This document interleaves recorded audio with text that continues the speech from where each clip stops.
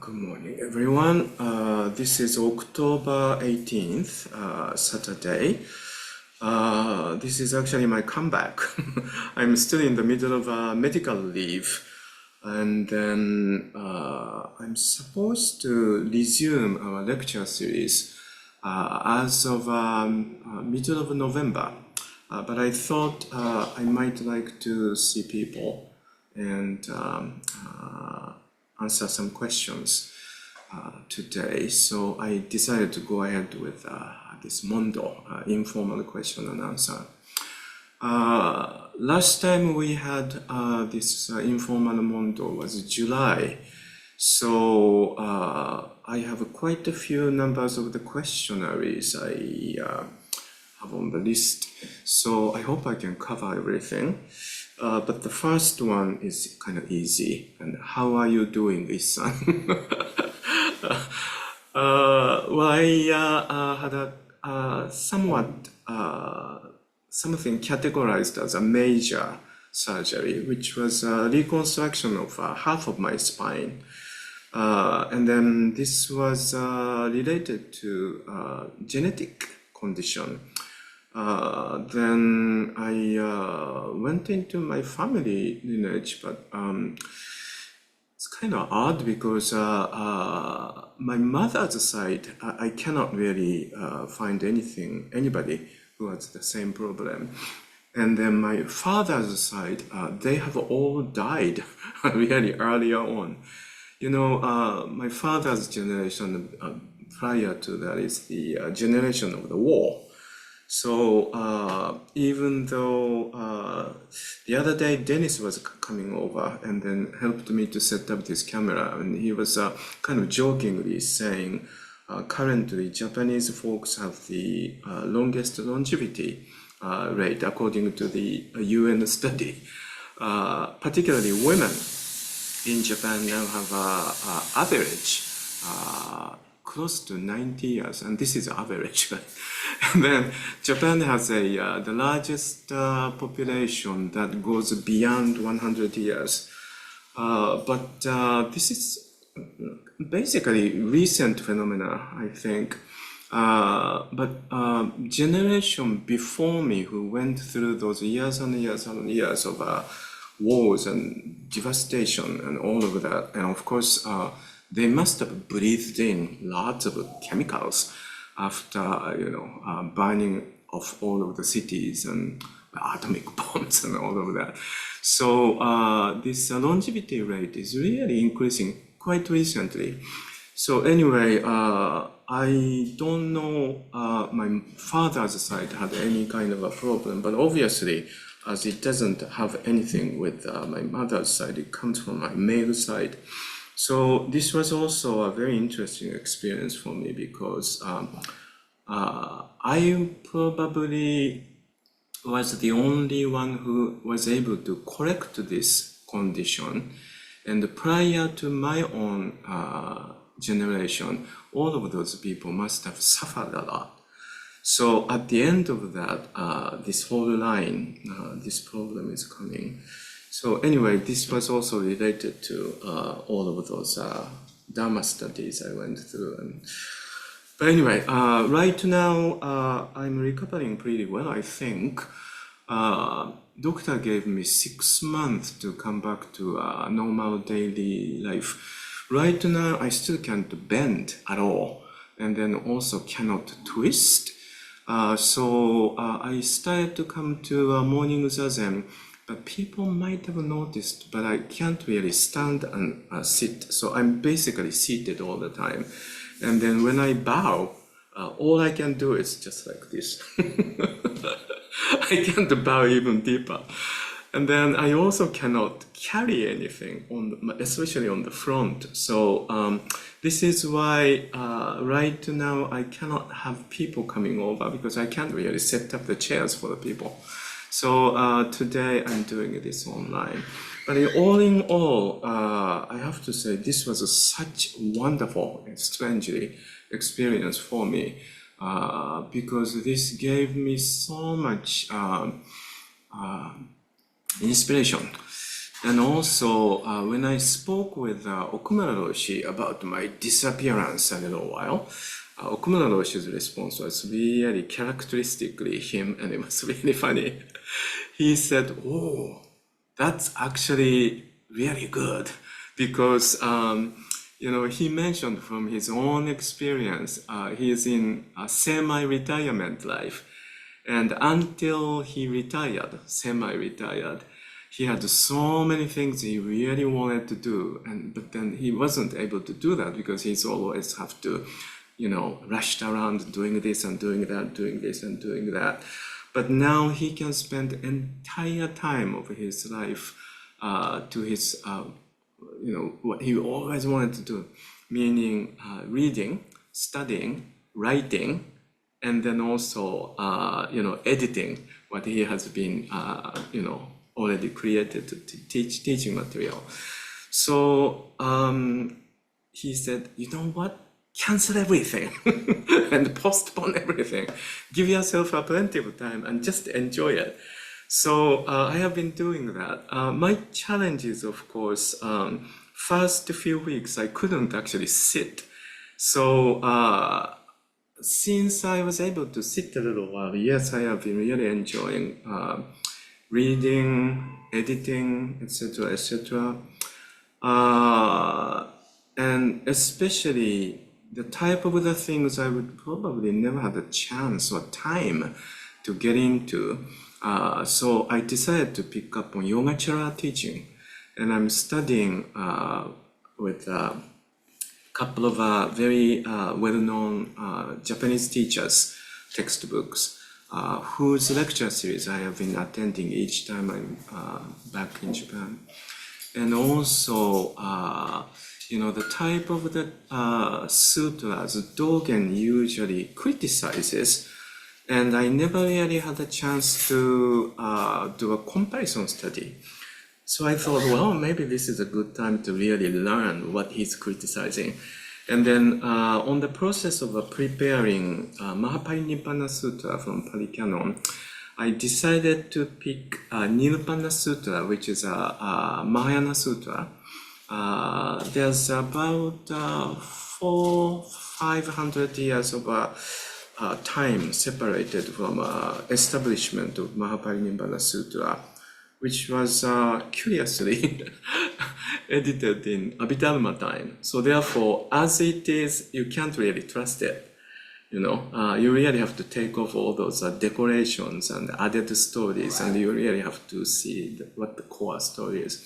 But anyway, several hundred years later, they redid Mahaparinibbana Sūtra in Mahayanistic point of view, which includes that very controversial word, Buddha nature. And then I got a hold of a couple of books, and then that proves it was actually originates from Chinese translator's mistake. So I thought that was really interesting. And then this translator's mistake was kind of taking in all these people in the world. And currently still there's a large group of the people whose practice is basically about attaining Buddha nature.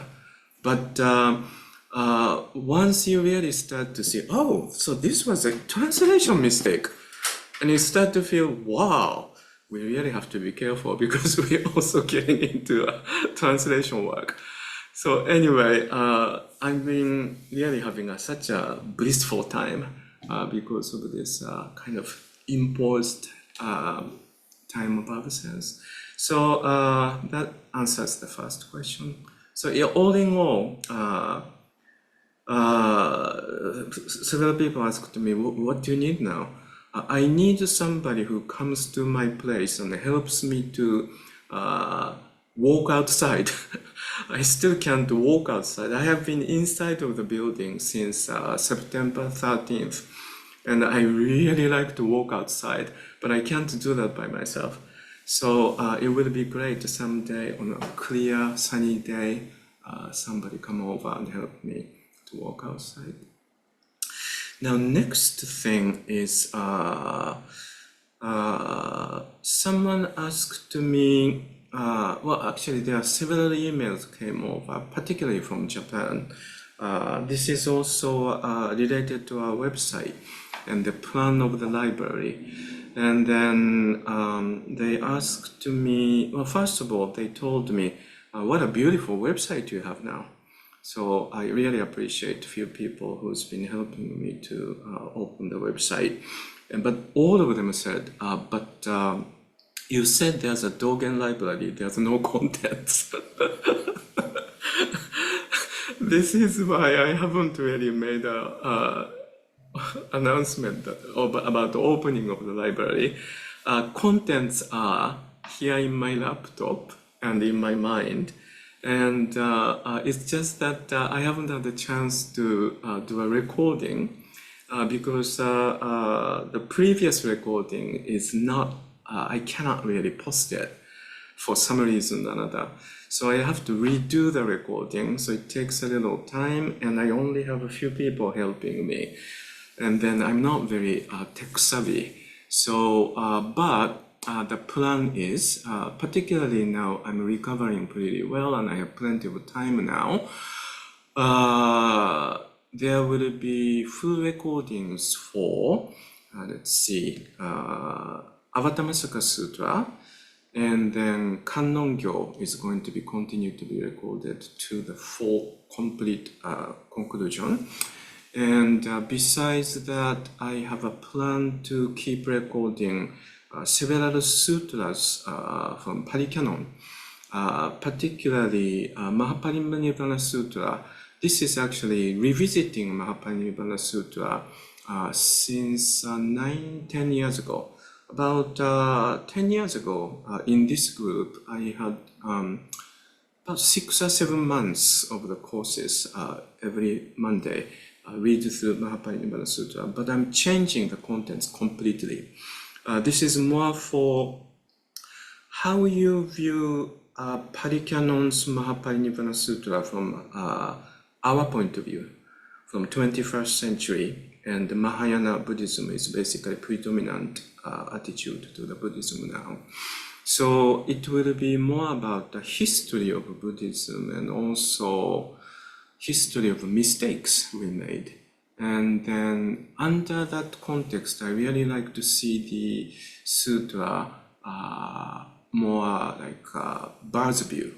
So, and also there are few sutras I have already spoken about. And also these are the sutras Dogen also points out from time to time. So particularly the necklace of the fingers.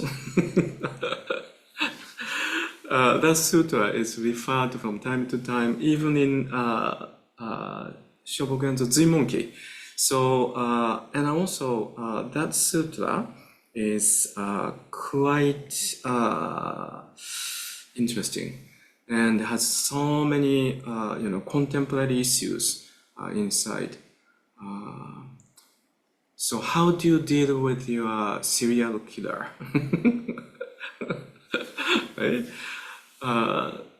So this is also related to often asked question, is there any sense of justice and injustice in Buddhism? Etc., etc. So I think that would be a very interesting one. And in Mahayana Sutra, besides Avatamsaka Sūtra, Lotus Sutra, I have done the series on Vimalakirti Sutra, and I may actually revive it. And also Koan, as a matter of fact, Okumura Roshi's interests in what I should be doing is really started with how I talk about the Koan, which is basically quite confrontatious toward a Rinzai way of looking at the Koan. And particularly in America, I don't know how it is in European nations, but they have some sort of strange idea. Koan, when you say Koan, they are always thinking about the Rinzai way of dealing with Koan, which is absolutely not how we, Dogen school or Soto school, deals with Koan. So I really like to talk about the koan, shoyoroku to start with. And I have done up to case 34, 35, detailed one. And I really like to revive it. And for Dogen study, I'm planning to revive Chichi Shingi from Eihei Shingi. And so, and also someone asked me, so can you do as a combination with Tenzo Kyokun?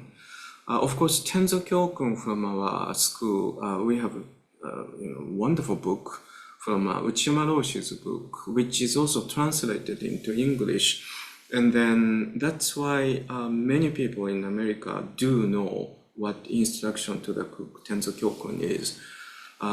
So much so they don't even know. So many people don't even know. It's just a part of larger book.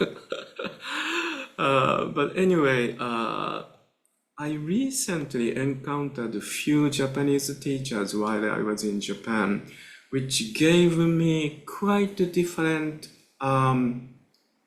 view of Tenzo Kyokun, instruction to the cook, from Uchiyama Roshi.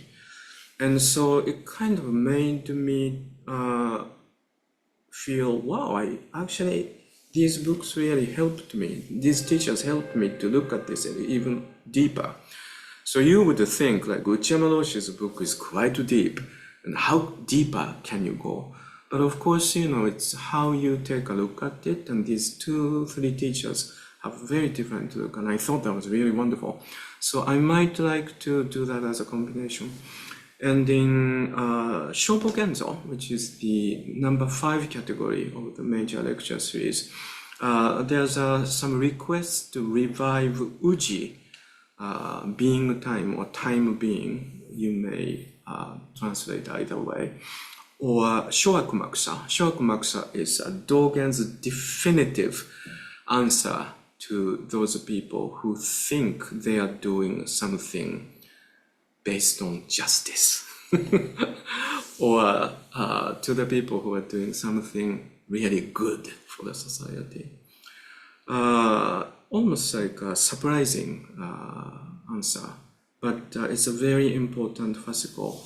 So while I have plenty of time to go through, I may resume all these reviving lecture series recording.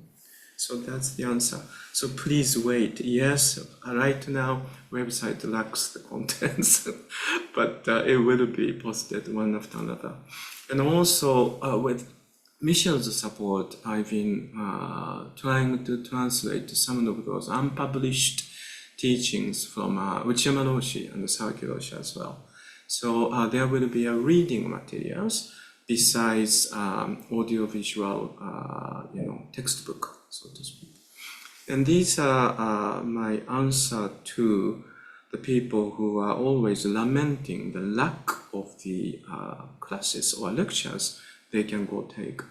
So, but anyway, that's the answer. The next question, which is kind of easy to answer, is Dennis asked me.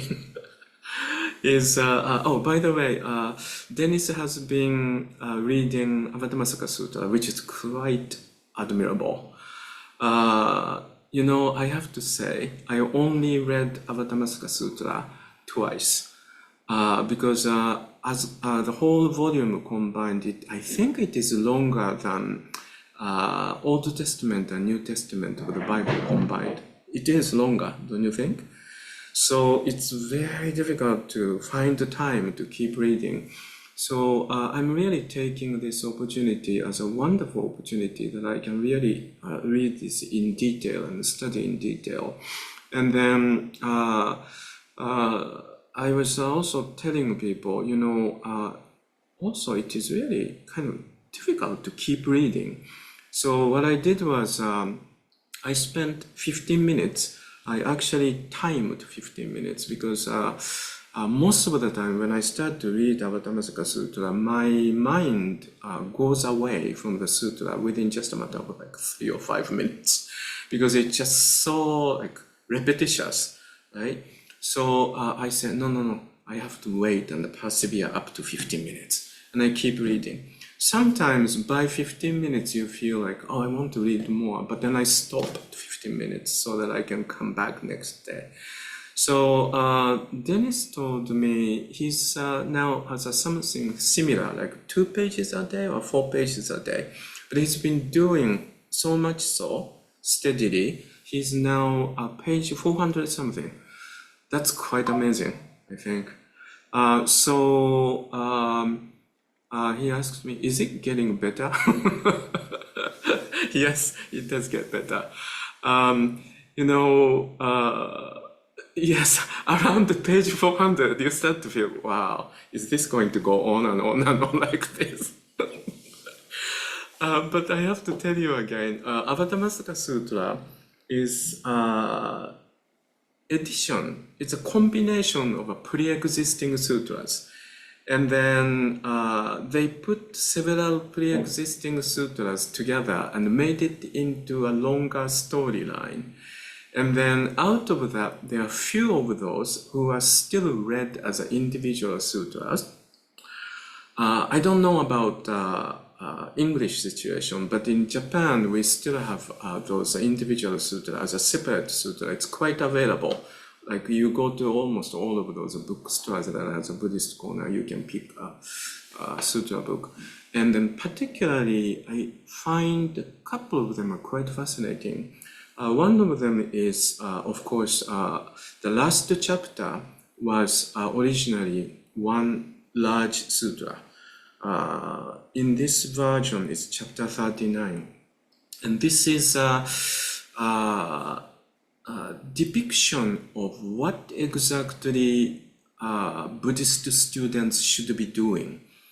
And it's an actual practice suggestion. But in the form of the story, one guy is visiting around 53 teachers. And then it has been traditionally wondered, last 1,700 years, why these teachers include those strange group of people, particularly prostitute. And then this particular portion of the prostitutes, her teaching is really about the carnal knowledge. So therefore, some people in some centuries and some countries wonder, is this some kind of mistake for the translators or creators of the sutra, etc., etc. And now, from 21st century contemporary society, we take a look at this and it does look very different to us, don't you think? And we all lived in a secular life. You know, we are not like those traditional Tibetan monks who goes to the monastery at the age of 3 years old and completely secluded from outside. So we do have some experiences how we actually look at these elements. And so that's only one thing, but there are several of them that's quite interesting. So yes, here and there, there's a small climax. And then at the end of that, there's this ensemble chorus and it goes boom. Avatamsaka Sūtra is really operatic, I think. So just like a long grand opera, there are portions you can take a nap. Like Wagner's opera. There's an aria you have to really wait and wait and wait and wait. But before that, you can kind of take a nap in those long recitativo. So Avatamsaka Sūtra is a bit like that, I think. So yes, please keep reading and look forward to the next huge area to come. Okay, and the next sets of the questions, I usually don't prepare until the morning of the day because I really like to do it. This question answer should be really spontaneous. So I just took a look at the questionnaire. And then I feel the rest of the question is the type of the questions, if you really clarify what exactly Buddha taught. In another word, if you do know clearly 101 of Buddhist teaching, these questions should be dissipating naturally. So I think what I like to do is instead of answering to each one of those questions, I want to do something I usually do at the beginning of a series, which means what exactly Buddhism is about. Then you probably will come up to your own answer. So I also like you to know, it's not only in the Western countries, but it's also the type of the same mistakes we have made. I don't know the other countries, but in Japanese Buddhist communities, we have this tendency, particularly in priests community. Those lecture series are usually open to the public, but also mainly focused on ordained folks like us. And then, unlike American situation, we have plenty of those lecture series.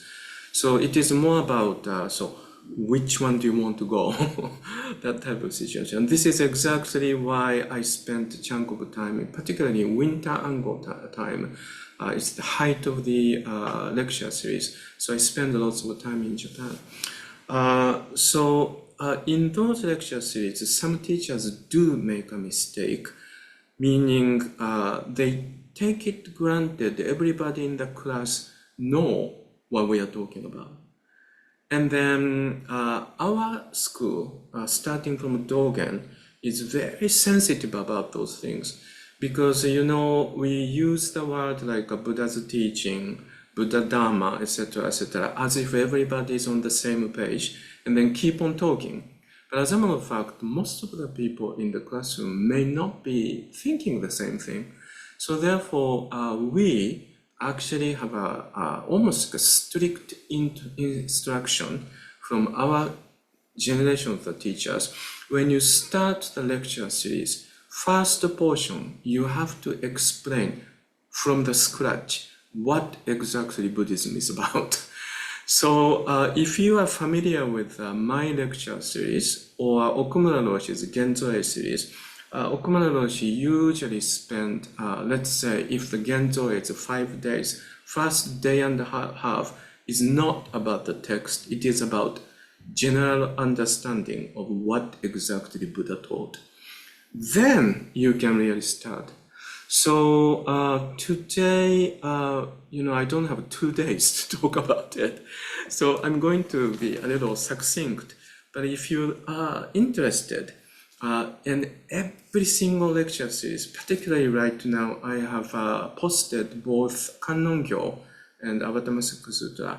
I'm always spending at least 2 to 4 lectures explaining from the scratch what the Buddha taught. I think this bad habit of taking it for granted everybody knows in the classroom what we are talking about, this bad habit spread to America. And many of those lecture series are not really talking about the Buddha's teaching, but talking about some kind of personal impression. So I really like to make a clear statement that this is not how we should be doing the lecture series, okay? So anyway, first of all, we really have to understand Buddha's teaching. I'm trying to not to use the word Buddhism because Buddhism already give you the idea is Buddha's teaching is an ism. So I'm intentionally using the word Buddha's teaching. Buddha's teaching is almost 180 degrees direction different from other group of world religions and spiritual organizations. Most of the time, spiritual quest or religious quest starts from our sense of pain and suffering. And then you really like to have some sort of answer to make yourself a little more comfortable in this life.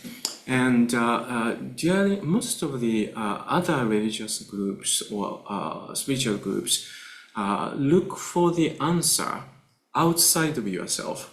So in another word, it says, I feel pain, I am suffering. So therefore, is there anybody or anything, any medicine out there who will help me? But Buddha's way of quest for this is completely different. You start to say, I am suffering, I have a question, but wait a minute, what is this I? Is the first question. So instead of believing there's this hypothesis that I exist statically here, and then this statically here I needs something from outside of me, his first question is, so I think I am static, I exist here, but is that really true? So that's the first question. So therefore, we always start from internal meditation. In whatever the meditation form you are doing, as long as this is under the name of Buddha's teaching, it starts from meditation. And in this meditation, you are really starting to observe. In another word, Buddha's teaching is a sort of like an ontology, or almost like an analysis of existence. Yes? And then what happens while you are under the proper instruction of the Buddha's meditation, as you really deepening your meditation practice and then understanding what exactly is happening in the meditation, there's some sort of wisdom arises. And this wisdom is explained in various languages. But today, I'd like to pick something very simple. If you are Dogen students, you probably already have this book. This is Dogen's Eihei Koroku, Dogen's extensive record.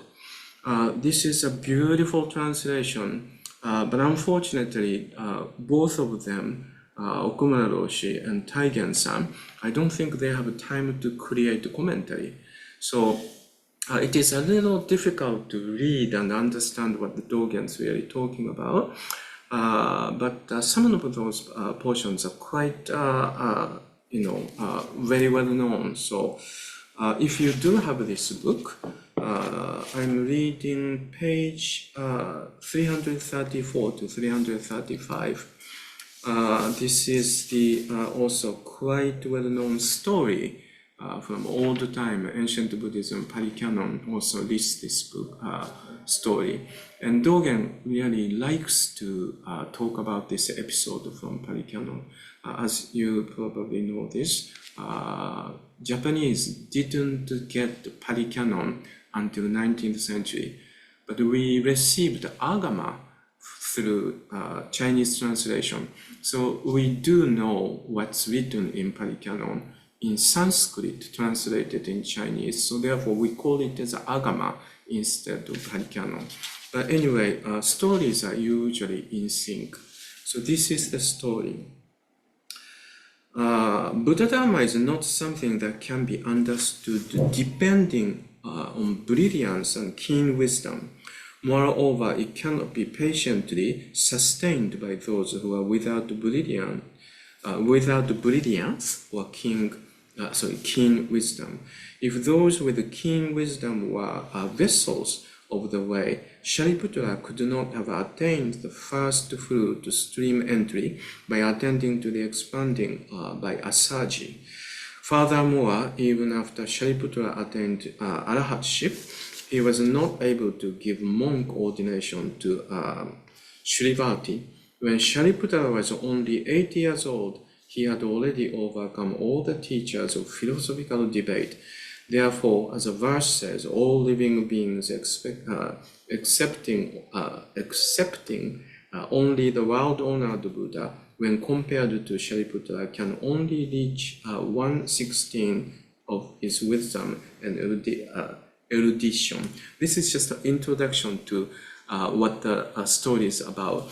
The story is about this. I'm going to just succinctly digest it. I'm a little worried about the time, so this is the famous story how Shariputra met Gautama Buddha. And then if you have somehow went to some classroom that explains Buddhist history, you probably already know this. In the last 150 years, with a joint effort with the Japanese and some Asian nations, and also some selective European nations, we did establish somewhat like a Buddhist academia. And then we do know so much about ancient times by now. And then unfortunately, those things are not really communicated to English-speaking Buddhist community, particularly in America. So sometimes I feel like someone has to really do some sort of courses of these, studies to explain this. And I try to incorporate this as much as possible. In Gautama Buddha's time, it was a bit like New York City now. It was the time northern India was affluent, and then their economy was good and their agriculture was successful. So there were a group of the people. There are dozens of nations are arising, and they are starting to be competitive and starting to make ally. So trading is really so.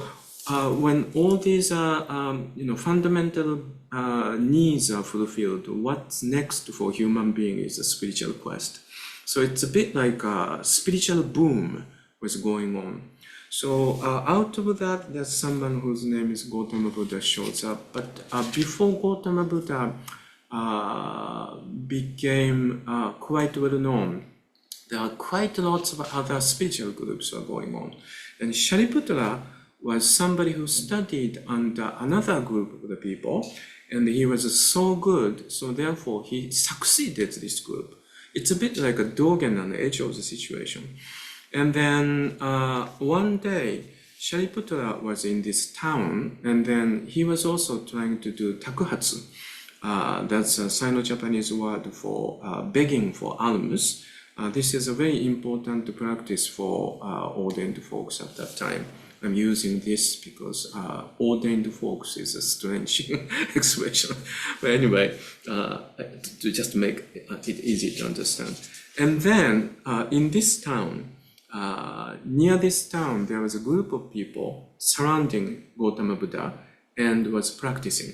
And this is Gautama Buddha's very early time. So therefore, I think there were only 5 people. So these original 5 who was practicing with Gautama Buddha.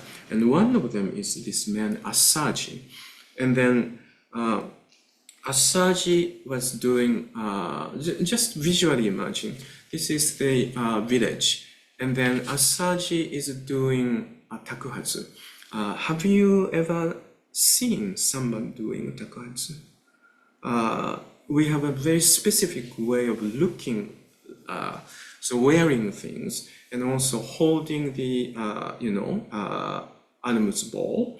And then currently, Soto school still follows the original idea of takuhatsu. Without any discrimination, poor or rich, this neighborhood, that neighborhood, you just go one place and do side by side, door to door, without discrimination. At least 7 of those, and you just shift to the next floor. So therefore, he's also doing the same thing. So he has this specific style, specific way to hold the alms ball, and he's visiting each side. Now, from the other side of the street, or several blocks away, all the way from the distance, Shariputra is coming in. Take a look at Asaji, and surprised. And that's where the story starts, okay? This whole section is about Shariputra, but I'm just going to skip the other portion and going right into it. So once Shariputra, seeing Asaji's dignified presence and refined elegance, Shariputra asked him, "Who's your teacher? Whose disciple are you?" So in another word, how to say, what's happening internally is showing externally. So therefore, he can immediately tell this man something is happening internally, transforming internally. So therefore, transformation of this internal sense is starting to show how he, Asaji, behaves externally, with the way how he walks, with the way how he holds the arm, how he bows, how he receives the food, etc., etc. And then immediately he knows this is influence of the teacher. So he must be studying with someone who's very good teaching. So that's why he's asking, whose disciple are you? Asaji replied, Prince Siddhartha, who abandoned birth, old age, sickness, and death, left home to practice the way, and attained supreme perfect awakening. He is my teacher. Now, many people asks me, or asks the others as well, Dogen's wording of living secular life, or throw out body and mind. And this body and mind is a secular way of viewing things. Okay? And then, so in every single generation, every areas of Buddhism, there's a way of utilizing the expression of shifting the point of view that was programmed in you, in your secular life, to Buddha Dharma way of looking at the things. So this abandoning birth, old age, and sickness and death, leaving home, which also all talking about leaving secular way of, or questioning how you view things, or your opinion. And then through your meditation practice, you do now understand it's all programmed. So in another word, it's all fake, in another word. So Buddhist practice through the meditation, I'm going to use a very strong word today because I don't have time to explain elegantly. So it may actually offend you a little bit, but in another word, Buddhist practice starts from negating yourself, not trusting your own opinion, your thoughts. So whatever you think, whatever you feel, you say, that's a lie. That's actually the first step. Unless you cannot do that, you are not even stepping into Buddha's teaching yet. So this is a very important portion. But of course, reading these sutras, explaining from those arcane language and etc., doesn't really sometimes hit you really well. And sometimes it's a translation, so therefore, you may actually misunderstand what they are talking about. But how you view, or how you are programmed or trained to view the world, to view yourself, is actually complete false. That's the discovery you will eventually have by yourself by practicing meditation and then studying Buddha's teachings. So anyway, then he attained supreme perfect awakening. He is my teacher. Shariputra asked again, what teaching, what dharma does your teacher, this guy Siddhartha, expound? And he answers, I am like a young child having only studied precepts for a short time. How can I express the ultimate truth of the supreme meaning of what he widely expounds? Yes, it is very difficult, so different from how we normally are trained or programmed to view the things. It is very difficult to explain. I always feel Buddhist practice is so simple. Don't you think? All you need is just to sit and let's say, no, I don't believe you. No, go away. No, that's all you're doing. But why? To explain that is very difficult. So even Asaji says that. And the Shariputra said, then explain the only core of it, nut of it. It's like a Mac for Dummy, the book series. Then explain the essential points in simplified form. Then Asaji says, this is the most important thing. And also, it shows Asaji is quite smart. All phenomena arise according to conditions. Is it really hitting you well? You know, all phenomena arise according to conditions, including this. Please remember, we are not looking from me to that. It's including this. This is an arising phenomena, and it arises according to condition. This was probably in 2,500 years in India was extremely offensive statement, because I think it's still now, most of the people in the whole world believes some sort of creators, yes? And then creators create things, yeah? But he's saying, no, everything is made from conditions. So it's an interrelated origination. This is actually called innensho. Innensho is probably the best English translation. Is made by Okumura Roshi. Is interdependent origination. So in another word, best way probably to understand is we are all of this, including me, myself, is like a cloud in the sky. You know, in the cloud, in the sky, from our viewpoint, we can't really see anything much in the air, but air is packed with all these elements. And there's a condition comes, and then for some reason or another, this condition creates cloud. And then cloud constantly changes the shape, but the condition constantly changes, interrelated conditions constantly changes. Eventually it dissipates and goes back to basically sky, right? And then one thing it's always difficult for us to understand is, yes, I understand that that's cloud, but you know, viscerally hitting that I am also like a cloud, you need quite some time to practice and study. And so he's really also talking about there's no static one thing that solidly creates anything. So, you know, in those time and also current time as well, most of the people have this sense of there's something inside of me that defines me, yes?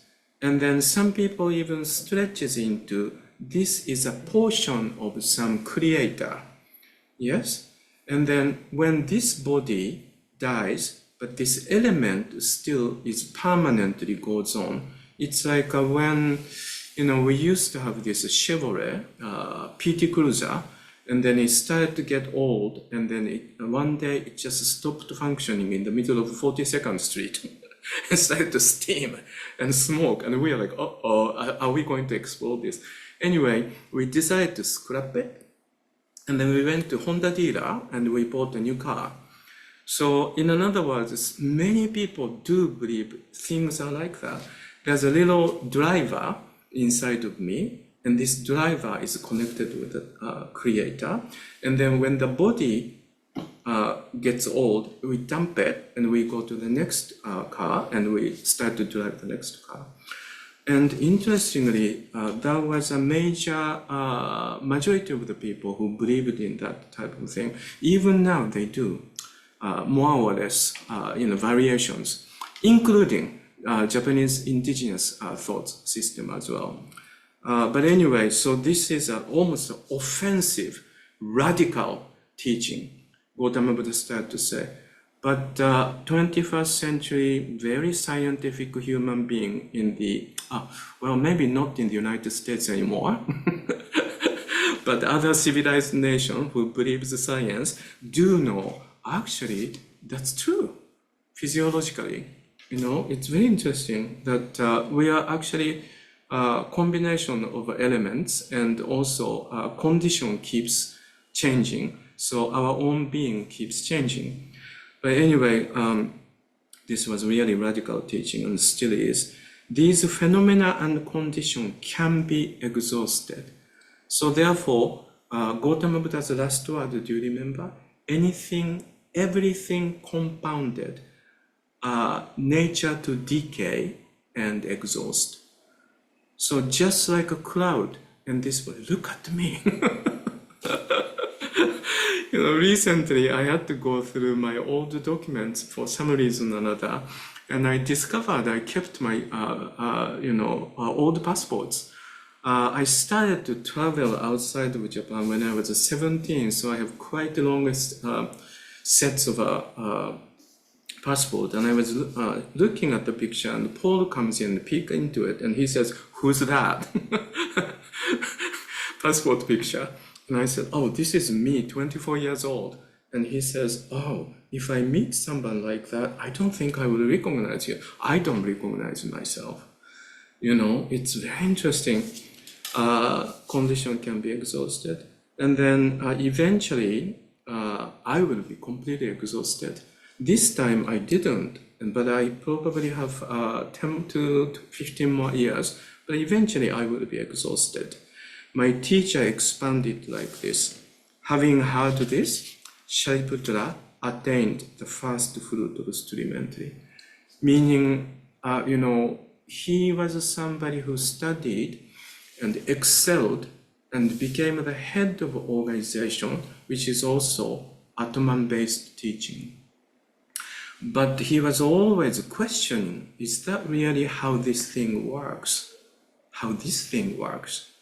And then he eventually met Saji by just first statement, no, things are interdependent origination. Interbe is a Thich translation. It's a little misleading, so I like interdependent origination better.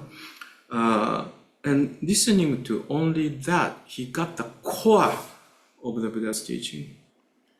Core of the Buddha's teaching is about his clear understanding how this is, what this is. And then if you clearly understanding what this is, you already naturally know how to behave in that.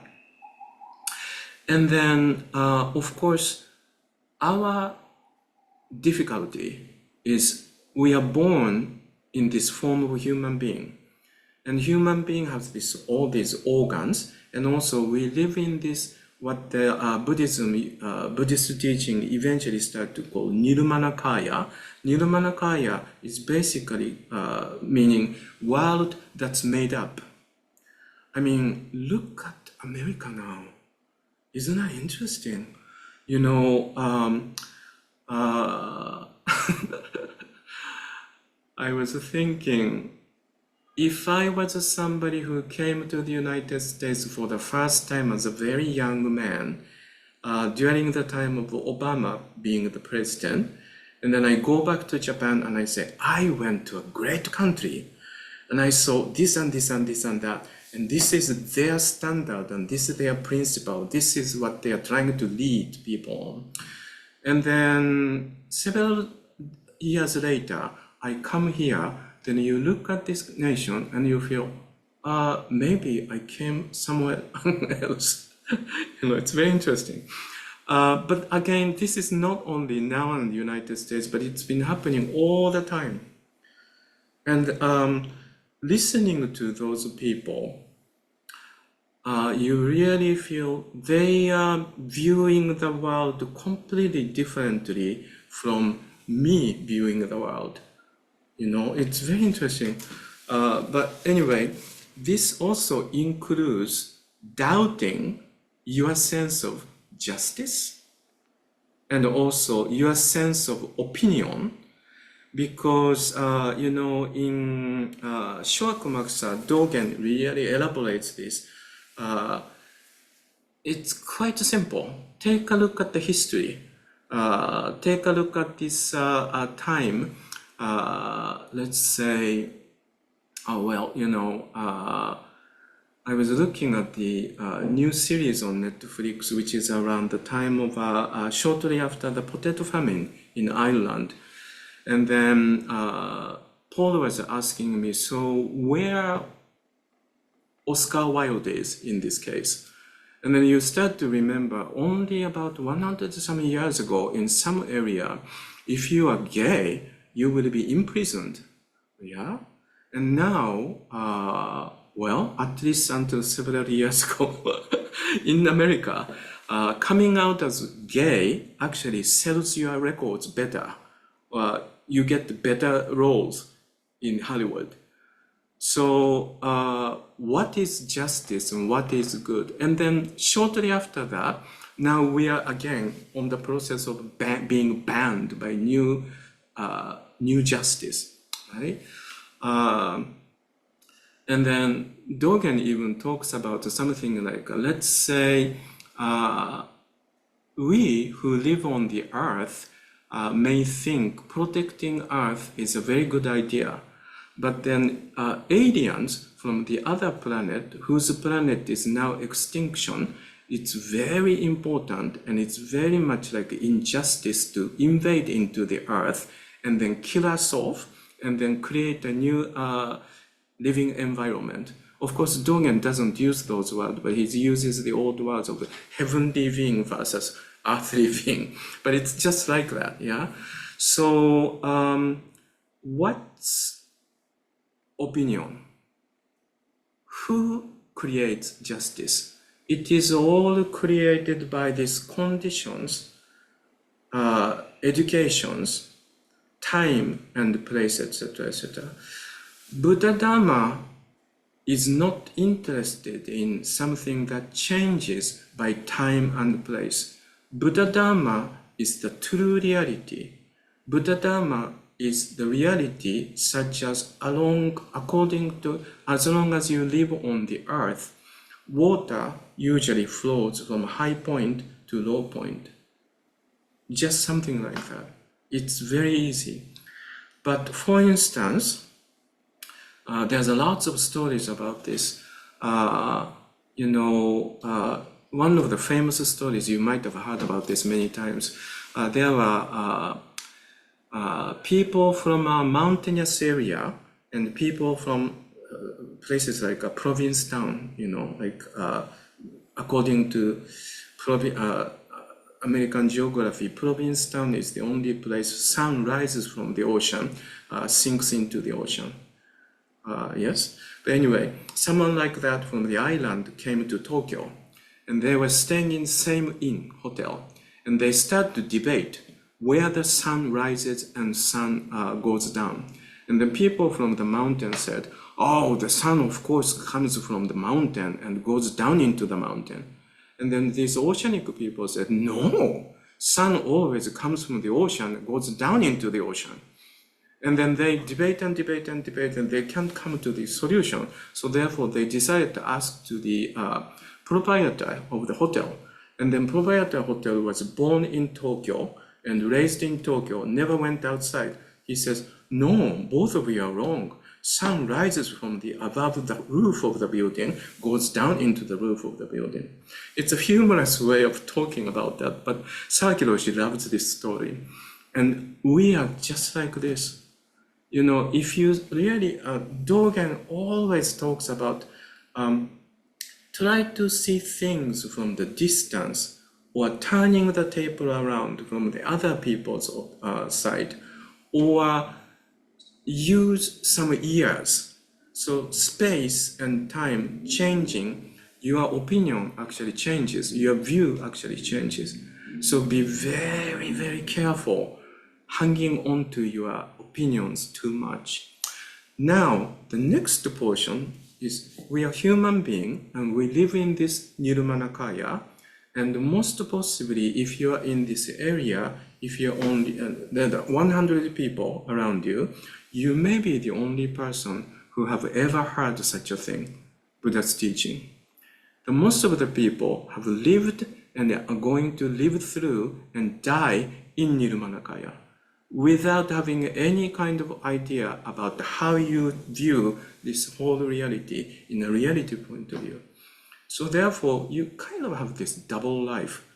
You know that's not true, but at the same time, you have to live and collaborate and coexist with a group of the people who functions very differently. So that's the issue that's always arises. I have a couple of examples I can tell you about this. First of all, Aoyama Roshi, when she was a teenager, she met Sawaki Roshi. And then her resolution really became very strong, and she decided to stay on as a priesthood throughout her life. So Sawaki Roshi was very strong, important influence of Aoyama Roshi. After Sawaki Roshi died, Aoyama Roshi really looked around and really was convinced Uchiyama Roshi is the heir of Sawaki Roshi's teaching, and she started to study with Sawaki Roshi, Uchiyama Roshi. And around that time, she was, I think, like late 30s, early 40s. And then she was already quite well-known teacher. And one day she was having this dharma event in her own temple where Francois stayed for a little while in Nagano Prefecture. And then around that time, we're talking about 50 years ago. When people look at the Japan now, 50 years ago, 60 years ago, Japan was very different. We were very poor. And then many of those areas in Japan still had the remnants of the war. I was born in 1955, so I was born 10 years after the war. But I still remember as an early memory how difficult life was in Japan. So around that time, I think in her temple, they were still using well instead of running water from the faucet.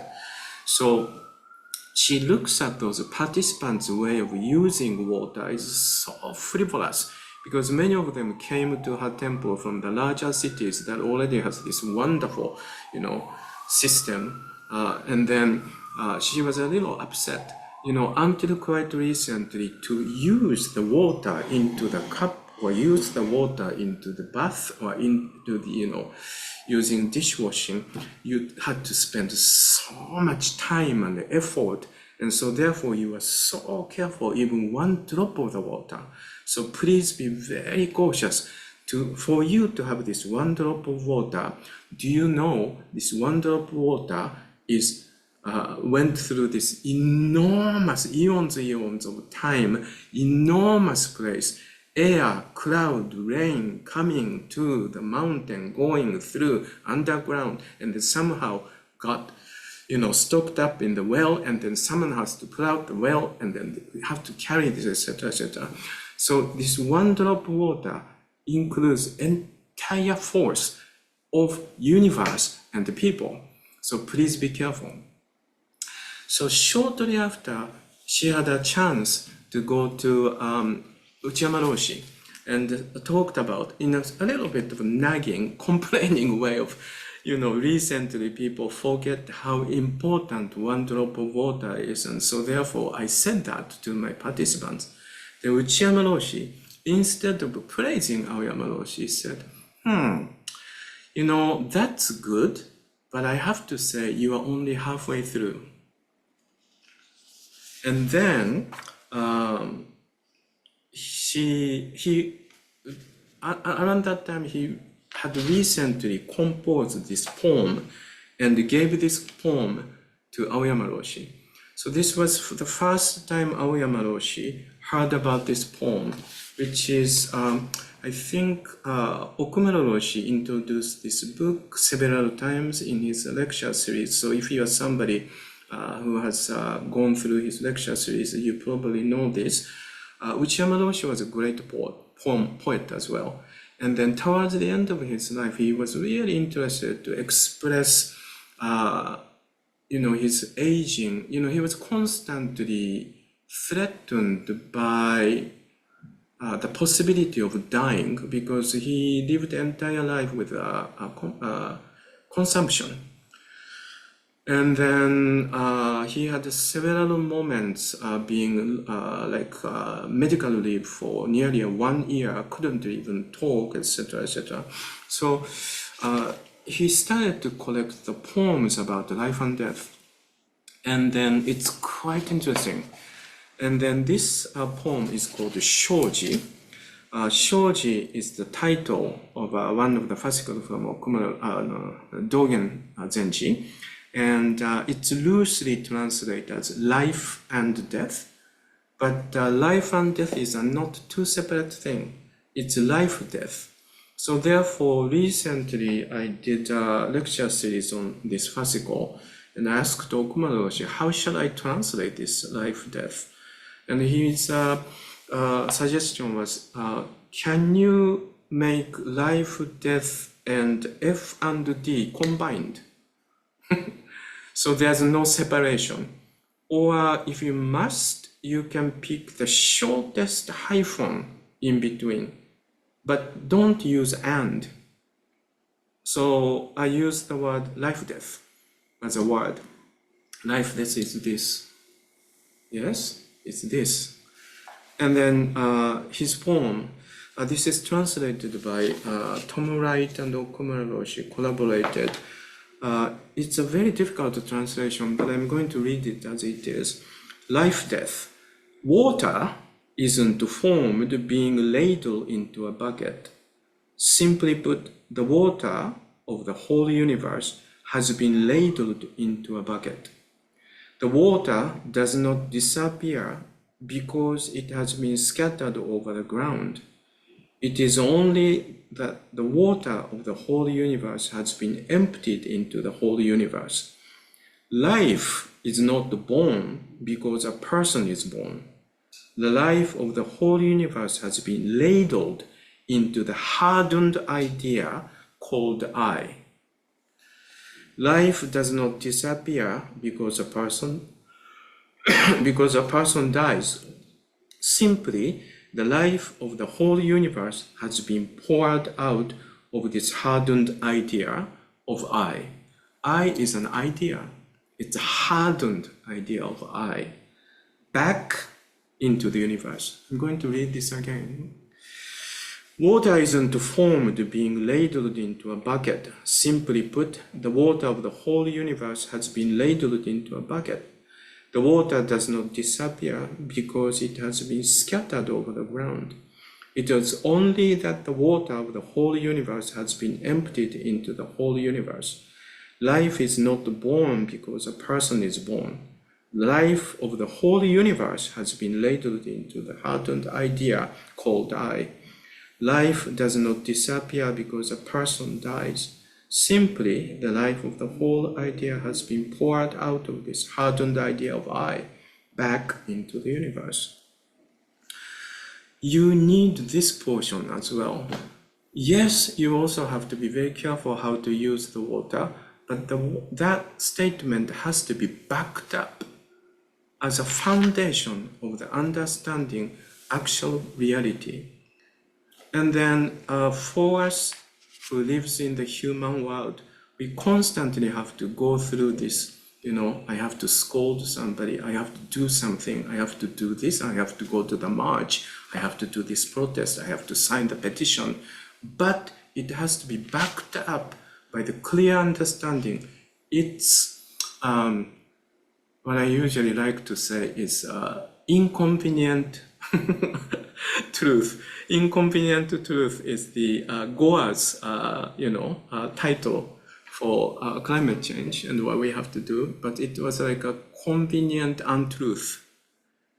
We have to have this skill to use untruth word, but somehow skillfully utilizing some kind of a convenient skill to live through this untrue world skillfully, clearly understanding this is an untruth world, but in this untruth world, somehow we have to live through and keep on doing something correct to the Dharma. So when Dogen talks about leaving home or throw out your idea, etc., etc., it's the portion we are often sucked into this solidified I idea, as if my idea is right, etc., etc. You always have to kind of make it clear, clean cut, step into the Dharma side, then go back to the secular Nirmanakaya. Otherwise, what you may be doing under the name of justice may be causing lots of harm. You have to be very careful with that. So, for instance, another thing that happened in the last couple of weeks was I received some announcement about this American monk who went to Japan and trained and received the transmission, and coming back to the United States and going through lecture talk series. And of course, it's I think it's involves some kind of money to offer. And then as a sort of some like a blurb about this man, it says he has always been involved with justice-based work. And then currently, he recently published a book about how injustice, what an injustice Japanese American had to go through during the Pacific War. And then he's trying to uncover those injustice done to, Japanese Americans, and then try to voice justice side. Then I thought, okay, I'm not interested in this man at all. If you are presenting yourself as a Buddhist priest, you do not work on justice-based. You work on Dharma-based. Someone also asked me about how we as a Buddhist practitioner deal with our own difficult time. For instance, I went through a very difficult time in the last year or so. In the last 8 years or so, I lived in a constant pain. I didn't have any one single moment I forgot my physical pain, except when I was sleeping. But my sleeping was often disturbed by waking up with the pain. And in the morning, particularly since a couple of years ago, I had to wake up at least 1 hour extra earlier to be able to function. Because first time I wake up, I'm basically paralyzed below the waistline. And then it was very difficult to have come back to the sense. So it took me a little while to take a hot bath, and then circulation coming back, and trying to do like walking exercise, etc., etc. So yes, I went through a really difficult time, but I would say, well, let's just change it into the word as a cancer. Cancer is like a typical time we are very challenged, right? Cancer. I recently heard this very interesting expression: cancer and social justice, social action, volunteer work are the same thing from a Buddhist point of view. Depending on how you deal with it, it can be very harmful and it can be a dharma. So, for instance, let's say I have a cancer. I didn't have a cancer, luckily. And I didn't know from the beginning it wasn't a bone cancer. But anyway, if it is cancer, if you think, "Whoa, this is really bad, and I'm so scared about dying, etc., etc., mortality, etc., etc., or if you clearly understand the Dharma, it is yet another presentation, manifestation of entire universe. This intricate interrelatedness. Just like in my case, this is like a generation after generation. I don't know how long my family lineage from my father's side, I can get back into Kamakura period. So I can imagine like nearly like 1,000 years, male side of them kept on dying with this, ailment of not being able to walk and sit, etc., etc. Must have been very painful. But anyway, because of this entire connection, this whole thing, dysfunctionality or illness is presented in here.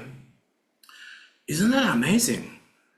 So instead of taking this really horrible time, you can actually work on this, and you can take lots of dharma from it, and it's quite amazing. So for instance, if you tackle on some kind of social action from the point of view like, I am right, I am the righteous one, they are wrong, that just becomes like American politics, knowing very well there are different group of the people who are completely different programming, educational background, completely different point of view. From them, what they are doing may be really proper thing. But from my point of view, it doesn't look like that.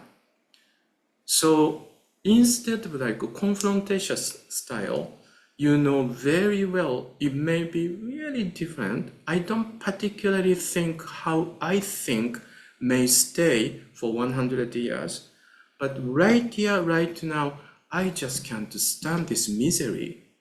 I just don't want to witness this misery. Can I do something about this? That's a good way, and that's a way to enter from a dharma way into that.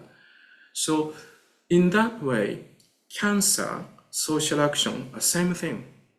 Depending on how you do, it can be very harmful. It can be, or it can be a gateway to dharma. So I think that's why I always refused new interns to come into my unit when interns say in the interview, I'm a very compassionate person, so I can do a lot of good things to those dying people. So I said, no, thank you. Please go somewhere else. Because that's not how I entered. And I never felt I did anything good. Seriously. And so it's really odd to me that, particularly partially because some people still do remember I used to work for Barney Glassman. And Barney Glassman used to push this word about socially active Buddhism. But I have to tell you, this word socially active Buddhism was born in Soto School, Komaza University in 1946. It is not the invention of Barney Glassman, who really presented himself as if like he's a savior or saint in Yonkers, saving homeless people, etc. I never studied Dharma with Barney Glassman. Barney wanted me to come over to his organization, knowing very well I have a publicity background. So I made it clear that I'm not a student of yours of Dharma. I'm a professional hired by you, and you have to pay me. And I always send him monthly invoice. And of course, he didn't pay. But anyway, so therefore, some people always kind of link me with the socially active Buddhism, etc., etc. Partially also because I established, basically rescue system for the people who don't have a home in my hometown, etc., etc. But I never approached that work from the point of view that way. I never got into. There was only once I joined the march. This was when New York State closed the budget for the facility for those people who don't have a home and then has AIDS and then don't have any place to go. And they used to have those AIDS houses all over the places, but because of the new treatment was invented, etc., etc., Albany closed the budget. So at that time, I had a couple of wonderful friends who headed a nursing team in one of those facilities. And also Enkyo, you probably remember her. She is semi-retired, but she's the founder of Village Zendo. She was a dear friend of mine when we were both young. And then she mentioned, do you want to go there together with me? And we are planning a civil disturbance. So I said, well, you know, I have a green card, but I don't have American citizenship, and I don't feel like getting involved with a civil disturbance because I don't feel I have a right to say anything about to America. America has its own history, its own way of thinking, looking at things, and I don't have any intention to impose my own view to them. But I do go. And then Enkyo also said, yes, I totally understand what you're talking about. So what I'm going to do is I'm going to get arrested in Gassho. So she said, so in other words, she understands Albany's side, you know, practical side, and also practical issue about around by that time, people who are still not getting the treatment tends to be the street people. Larger and larger percentage of the group of the people who needed help was former drug addicts. And also, but at the same time, we do understand why they became drug addicts. So therefore, you can't really cut the point of what is right and what is wrong. And knowing that very well, you can still say, we still have a need for this budget. And you can still mention that. But knowing very well, we can embrace all of those issues. So she actually got arrested and showed up in front of the Albany's building in Gassho. And then she had this handcuffs, and she's doing this. So I thought that was really wonderful way. You know, there's always a huge difference looking at from this side or that side. It's a one true reality. But do you really take a look at this really strongly hardened me being right, them being wrong, or really understand this interrelated, you know, interdependent originations? I hope this really answered all of the questions. I didn't really mention any particular ones because I wanted to protect everybody's privacy. But if you are somebody who's listening to this recording later on, I hope you understood I addressed to your questions. Another portion I also want to mention is, you know, when you sit zazen, of course, in many times you are in bliss, you know, wonderful ideas and wonderful thing happens. And sometimes, you know, it's inevitable, your mind quietens. Older memories come back. The type of the memories you never really thought remembered could come back. You know, each time I go into longer session, I always remember all the songs I have heard when I was, you know, preteen.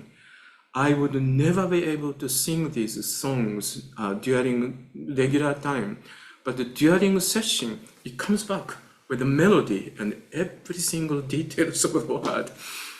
Mind does those things. Mind is a trickster. And mind is some kind of sponge that soaks into all of them. So don't be just, don't trust that too much, you know. And in either way, you must feel like, wow, I have a great capacity of my brain has such a great capacity. That's a bullshit too. And also, wow, something really awful happened. I'm so like miserable. No, that's a bullshit too.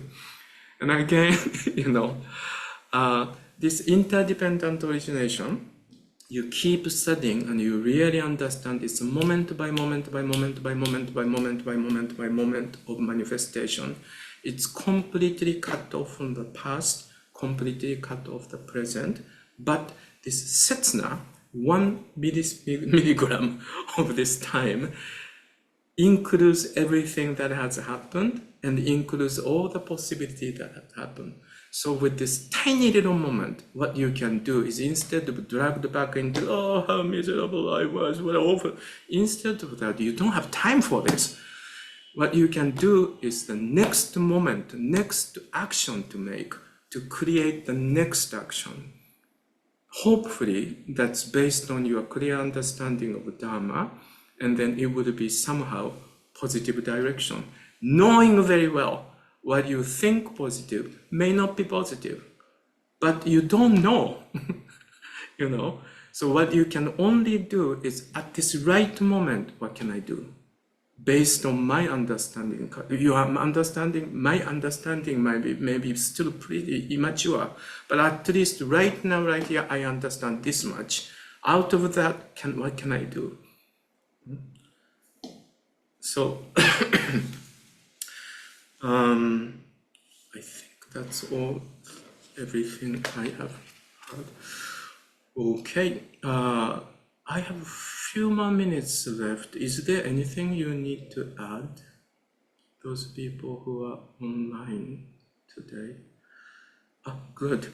So I came to the limit of myself being seated now. My back is starting to hurt, so I really need to stand up. So I'm glad I was able to do this. This gives me confidence that in about 4 weeks I can really resume 90 minutes lecture series. So hopefully by that time, with the support of Dennis, Michelle, and then Catherine as well, I can keep recording those formal recordings, re-recording, and you get to see. Oh, yes, one more thing. Yes, I forgot. There was one more question about this current Buddhist group. Most of those Buddhist groups, study group, is usually a discussion group. Is that the right form or not? No, it's actually a characteristically American phenomenon, I think. The reason is, of course, I completely understand the lack of translation of the sutra and the lack of the education of the people who are in the position to teach, who cannot really understand and who cannot really explain Buddha's teaching. Ever since the time of Gautama Buddha's death, Gautama Buddha himself said, you know, you came to me for teaching, but now I'm going to die. So therefore, I left all of those teachings, so please keep on studying the teaching. So therefore, ever since that time, 2,700 years, when we gather, we study teaching. Fortunately, we created something called paper and printing. So therefore, now teachings are available in the sutras. So for thousands of years, we kept on doing that. But unfortunately, we lack the resource in America. And so therefore, partially one of the reasons I'm trying very hard to create this library is to offer the way each one of you who are interested in Buddhist teaching, Buddha's teaching, can read and understand most important Buddhist texts by yourselves. So instead of reading the commentary, which will never be translated anyway, you can have this audio-visual classroom, and I'm basically explaining what's written in the Buddhist teaching, and then trying to connect it into your own life in 21st century in modernized nations. So I hope that would be a part of it. Yes, there's, but at the same time, those discussion group can, you know, function as a date pool, to be blunt. It's a wonderful way to meet your partner, future partner. You know, if you're looking for another, you know, Buddhist girl or Buddhist boy, why not? I have met quite wonderful couples who met each other through those Buddhist events. But you really have to be careful. One of the first, this is years and years and years ago, I had to go to one of those groups, and it was guided by 20-something-year-old young woman who was quite new to Tibetan Buddhism. And she was talking and talking and talking about how significantly important as a Buddhist practitioner to do the meditation. And she recently see purple color. And it recently changed from blue color into purple color.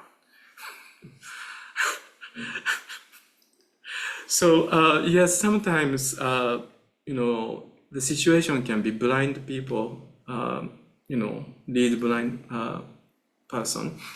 But if you are really seriously interested in study, I think currently what I can really recommend is, number one, Okumura Roshi is still teaching. And Okumura Roshi keeps the original traditional format of the teaching important Buddhist text. And then next one is coming in at the end of October, so that's a good one. And you can take it online since several years ago. So that's another suggestion if you are living in either European nations or America. And then that's probably the only lecture series I can really recommend. But it's plenty. I record all of those Okumura Roshi lecture series, and it takes me 1 year to digest it. So I have an accumulation of his recordings. It should be that way, because Buddhist teaching is really about your life, and you really have to incorporate into experiment and experience in your own life. It takes time to digest it that way. So that's the last answer to the last question. Yes, so enjoy the date pool, but be careful. Okay, thank you very much. I see you in the morning zazen, and in about 4 weeks in lecture series. Thank you.